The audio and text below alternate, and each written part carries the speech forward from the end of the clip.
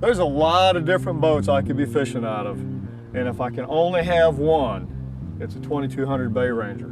The reason for that is, first of all, I've got 22 feet of length, and that allows me to fish some very large water, whether it's Tampa Bay, the Gulf of Mexico, or the Atlantic Ocean. I can fish anywhere and know that not only can I get there, but I can get back.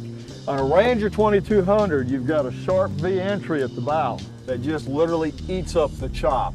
That means I have a smooth, dry ride. You've got a great reverse chine here that knocks that spray away from the hull. Whatever water from spray that might leach all the way up to the top of the hull, there's a gusset that runs underneath the rail here all the way to the stern to channel that water back away from the passengers. From about a midship from the console back, the boat flattens out. And the reason for that is that you want to be able to access some of these shallower places, whether it's on the flats or in a tidal creek. And this, about a 14-degree dead rise at the stern, allows you to draft as little as 11 to 12 inches of water. And that's pretty important when you're fishing the environment that we fish. You know, we're talking about how skinny this boat will draft, and some of the accessories that help in that are a Bob's jack plate, for example. Some people call this an option, I call it a necessity.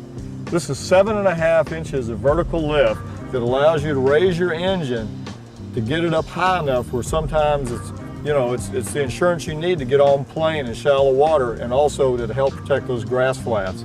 Also, trim tabs are a vital component when it comes to shallow water fishing. And not only shallow water fishing, but tabs also help you with your load. You can level your load, you can tilt your boat up on its side when you get in rough quartering seas to keep the passengers drier. The other great thing about trim tabs, when you're in super shallow water and you're trying to put it on the pad, you can tab it all the way down. It limits your bow lift. Starting at the bow, we have a cavernous anchor locker. You can put a lot of rope in here, have a lot of scope, get up to a couple hundred feet.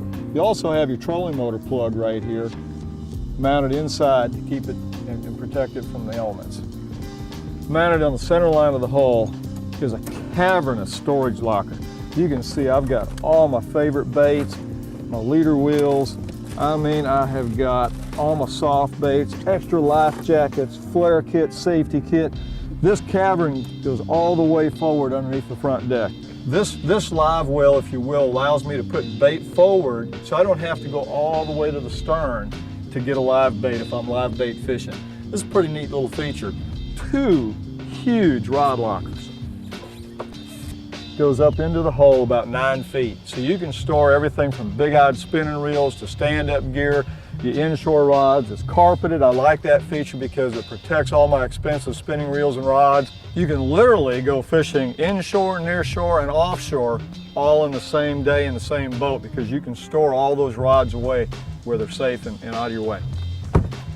Everything in this boat is recessed. Everything from the cleats, pop-up cleats, to the locks.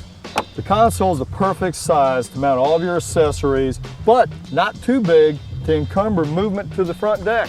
You can run up here, make you a cast, you hook up a big fish, you've got plenty of cockpit room to run back here, fight that fish. Another thing that I like about this console is you have tow room underneath the console. You're probably saying, big deal, why do you need that? The first time you go barefoot in this boat, you'll know why, and it gives you plenty of room to get your dock brush underneath there for proper cleaning.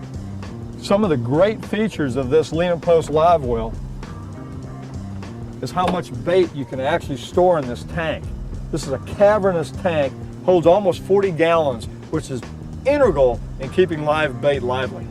Switches for your live well are conveniently placed right here on the outside of the tank. Allows you to fill and also recirculate. And if this isn't enough to keep all your bait fresh and lively, you can come right back here to your aft bait storage well and live well.